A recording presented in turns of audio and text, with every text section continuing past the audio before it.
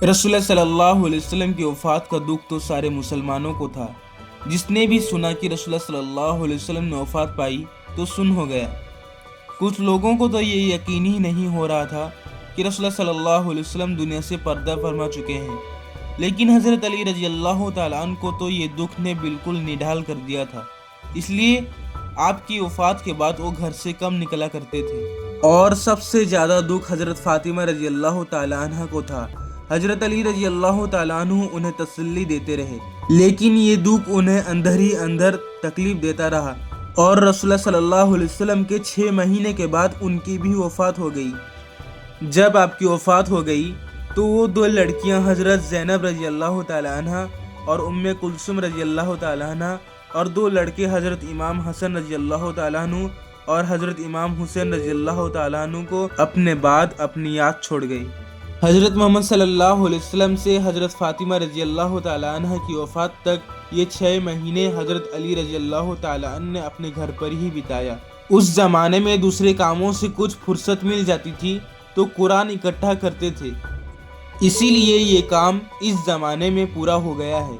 अब तक उन्होंने हज़रत अबू बकर रज़ी अल्लाह तआला अन्हु की बैयत नहीं की थी, लेकिन हज़रत फ़ातिमा रज़ी अल्लाह तआला अन्हा की वफ़ात के बाद हज़रत अली रज़ी अल्लाह तआला अन्हु ने अपने आप ही जाकर हज़रत अबू बकर रज़ी अल्लाह तआला अन्हु से बैयत की। उस ज़माने में रूम और ईरान की लड़ाइयाँ शुरू हो चुकी थी और बड़ी ज़ोरदार से झगड़े हो रही थी, लेकिन हज़रत अली रज़ी अल्लाह तआला अन्हु ने किसी लड़ाई में नहीं गए। लेकिन हज़रत अबू बकर रज़ी अल्लाह तआला अन्हु को ज़रूरी मामलात में मशवरे देने थे, इसीलिए खलीफा अव्वल ने साहबा रज़ी अल्लाह तआला अन्हु की जो सलाह कमेटी बना रखी थी उसमें हज़रत अली रज़ी अल्लाह तआला अन्हु भी जाते थे। हज़रत अली रज़ी अल्लाह तआला अन्हु ने हमेशा गरीबी और भूख से ज़िंदगी गुजारी थी और उन पर ऐसा भी वक्त आया कि कई दिनों तक उन्हें खाने भी ना मिला। ऐसे ही हालात में वो पेट पर पत्थर बांधकर वक्त गुजारा करते थे। जब खैबर का जंग जीता गया और वहाँ की ज़मीन मुसलमानों को बांटी गई तो हज़रत अली रज़ी अल्लाह तआला अन्हु को भी हिस्से मिले। थोड़ी सी ज़मीन मिली, बस उसी की कमाई से ज़िंदगी गुजारते थे। हज़रत उमर रज़ी अल्लाह तआला अन्हु ने अपनी खिलाफत के दौर में दूसरे सहाबा का वजीफ़ा बांधा तो हज़रत अली रज़ी अल्लाह तआला अन्हु का वजीफ़ा बांधा और उनकी माली हालात कुछ पहले से अच्छी हो गई। बस इतनी कि वो रूखा सूखा खाते और मोटा झोटा पहनते थे और जो अपनी ज़रूरत से बचता था उसे दूसरे को दे देते थे। आपकी दस्तरखान पर ज़्यादातर जौ की रोटी और खजूरें होती थी। कितनी ही बार ऐसा हुआ कि खाना खाने बैठे, इतने में कोई मांगने वाला आ गया तो खाना उसे खिला दिया करते थे और खुद भूखे रह जाते थे। आप छोटी आस्तीनों वाली कपड़ा पहनते थे जिससे आपकी बाजू पूरी तरह ढक नहीं सकती थी। इसके बाद तहबंद होते थे, सर पर अमामा होता था, कभी कभी सफ़ेद टोपी होती थी। हज़रत उमर रज़ी अल्लाह तआला अन्हु ज़्यादातर मामले में उनसे सलाह लेते थे। जिन झगड़ों का फैसला दूसरे लोग नहीं करते थे वो मामूली रूप से उनके आगे रख देते थे। एक बार किसी बात का फैसला करने में हज़रत उमर रज़ी अल्लाह तआला अन्हु से गलती हो गई तो हज़रत अली रज़ी अल्लाह तआला अन्हु ने उन्हें टोका। हज़रत उमर रज़ी अल्लाह तआला अन्हु ने फ़ौरन अपनी गलती मान ली और कहा, अगर अली ना होता तो मैं मारा जाता। ईरान की लड़ाइयों में निहाबंद की लड़ाई बहुत ही बड़ी थी। ईरान के लोग अपनी सारी फौज एक जगह करके निहाबंद में इकट्ठा हो गए। हज़रत उमर रज़ी अल्लाह तआला अन्हु ने इन मौसर पर चाहा कि हज़रत अली रज़ी अल्लाह तआला अन्हु मुसलमानों की फौज की कमांडो बने, यानी जिम्मेदार बने। लेकिन हज़रत अली रज़ी अल्लाह तआला अन्हु ने हज़रत उमर रज़ी अल्लाह तआला अन्हु से इनकार कर दिया। लेकिन हज़रत अली रज़ी अल्लाह तआला अन्हु ने उन लड़ाइयों के बारे में मशवरा दिए और हज़रत उमर रज़ी अल्लाह तआला अन्हु ने उनकी मशवरा पर अमल किया। हज़रत अबू बकर रज़ी अल्लाह तआला अन्हु और हज़रत उमर रज़ी अल्लाह तआला अन्हु दोनों ने उनकी मशवरे को बहुत ही महत्व देते थे, यानी बहुत ही अहम समझते थे और उनकी बहुत ही इज्जत करते थे। और हज़रत उमर रज़ी अल्लाह तआला अन्हु से तो उनकी रिश्तेदारी भी थी, यानी हज़रत अली रज़ी अल्लाह तआला अन्हु की बेटी हज़रत उम्मे कुलसुम रज़ी अल्लाह तआला अन्हा की शादी हज़रत उमर रज़ी अल्लाह तआला अन्हु से हुई थी। लेकिन इन दोनों बुजुर्गों की खिलाफत के दौर में हज़रत अली रज़ी अल्लाह तआला अन्हु ने ना तो मदीने से बाहर निकले और ना ही कोई ओहदा कबूल किया। हज़रत उमर रज़ी अल्लाह तआला अन्हु ने अपने वफ़ात के वक्त खिलाफत के लिए 6 आदमियों के नाम तजवीज़ किए थे, जिनमें से 4 ने अपने नाम वापस ले लिए। बाकी हज़रत अब्दुर्रहमान इब्न औफ ने हज़रत उस्मान रज़ियल्लाहु ताला अन्हु के बारे में फ़ैसला किया, इसलिए वही खलीफा बने। हज़रत उस्मान रज़ियल्लाहु ताला अन्हु के दौर में जब दंगे की आग भड़की तो हज़रत अली रज़ियल्लाहु ताला अन्हु ने उसे ठंडा करने की बहुत कोशिश की। एक मर्तबा मिस्र के लोग हज़रत अली रज़ियल्लाहु ताला अन्हु के कहने सुनने से वापस चले गए, लेकिन फिर खत के वाक़ये की वजह से वापस लौट आए। खत के वाक़ये के बाद हज़रत अली रज़ियल्लाहु ताला अन्हु ने इस झगड़े में कोई दखल न दिए, लेकिन जब लोगों ने हज़रत उस्मान रज़ियल्लाहु ताला अन्हु के मकान को घेर लिया था तो हज़रत अली रज़ियल्लाहु ताला अन्हु ने उन्हें फिर से समझाने की कोशिश की। जब वो लोग ना समझे तो आपने अपने दोनों बेटे हज़रत इमाम हसन रज़ियल्लाहु ताला अन्हु और हज़रत इमाम हुसैन रज़ियल्लाहु ताला अन्हु को हज़रत उस्मान रज़ियल्लाहु ताला अन्हु की हिफाजत के लिए भेज दिए।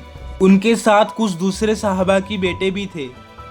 साथियों ने जो दरवाजे पर पहरा दे रहे थे उन्हें रोका और इमाम हसन रज़ियल्लाहु ताला अन्हु को तो इस लड़ाई में घायल हो ही गए, फिर भी बागी ना रुके। दूसरी तरफ से दीवार फांद कर अंदर घुस गए और हज़रत उस्मान रज़ियल्लाहु ताला अन्हु को शहीद कर डाला। हज़रत अली रज़ियल्लाहु ताला अन्हु को ये खबर मिली तो उन्हें बहुत दुख हुआ। जो लोग उनकी हिफाजत के लिए खड़े थे उन्हें बुरा कहा और हज़रत इमाम हसन रज़ियल्लाहु ताला अन्हु को एक तमाचा मारा और कहा कि तुम्हारे होते हुए उस्मान किस तरह शहीद हो गया।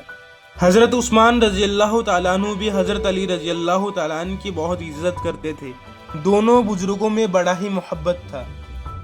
हज़रत अली रज़ियल्लाहु ताला अन्हु उन्हें सलाह भी देते रहते थे, लेकिन उनकी तमाम मशवरा पर अमल न किया। हज़रत अली रज़ियल्लाहु ताला अन्हु का मशवरा ये था कि अलग अलग इलाकों के हाकिम जो बिल्कुल सरकस हो गए हैं उनमें अगर सख्ती बरती की जाए तो हालात सुधर सकती है।